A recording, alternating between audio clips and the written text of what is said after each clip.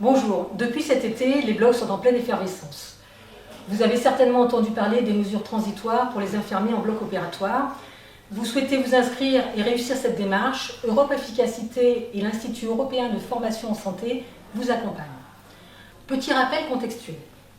Comme vous le savez, le 27 janvier 2015 est sorti un décret attestant que seuls les IBOD étaient en capacité d'exercer certains actes qui sont spécifiques et qui sont sur le champ opératoire. Face à la pénurie d'IBOD, l'entrée en vigueur d'une partie de ce décret, celle qui concerne notamment l'aide à l'exposition, à l'hémostase et à l'aspiration, a été repoussée une première fois.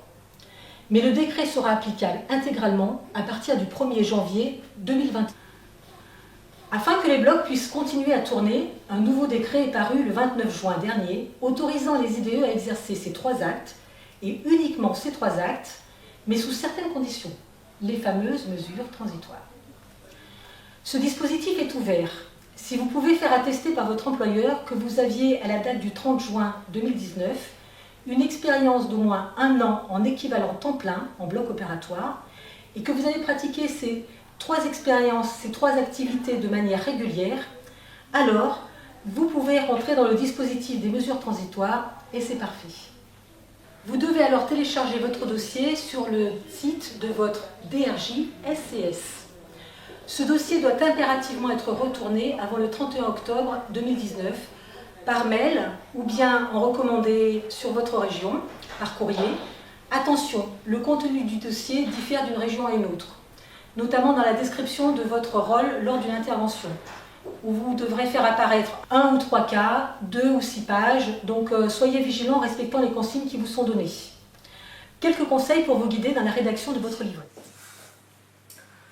Valorisez vos expériences et votre engagement professionnel, notamment la diversité de votre expérience, les formations dont vous avez bénéficié, les missions spécifiques qui vous ont été confiées. Par exemple, si vous êtes référent dans votre blog sur un domaine particulier, dites-le.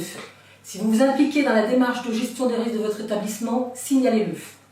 Si vous êtes en cours de VAE, ne manquez pas de l'indiquer. Et bien sûr, nous vous conseillons d'aller jusqu'au bout de votre démarche dans ce parcours VAE, parce que la finalité est complètement différente des mesures transitoires. Soyez factuel en décrivant vos situations. Utilisez le présent, la première personne du singulier. Faites des phrases courtes. Décrivez des activités et gestes concrets et observables. Veuillez aussi respecter la réglementation en vigueur, tout en faisant référence bien entendu aux sociétés savantes et bonnes pratiques qui régissent notre profession. Vous avez envoyé votre dossier, vous avez maintenant quelques mois pour préparer votre oral. Et c'est là que nous serons avec vous.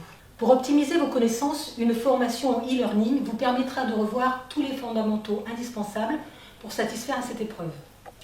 Et en plus, pour ceux qui le souhaitent, nous ouvrirons dans toutes les capitales régionales des journées de formation en petits groupes où vous serez mis en situation d'oral avec des formateurs qui auront pris connaissance au préalable de votre dossier. Nous ferons tout pour vous aider à obtenir cette autorisation définitive dans le cadre de ce processus des mesures transitoires. Alors, bon courage et à bientôt!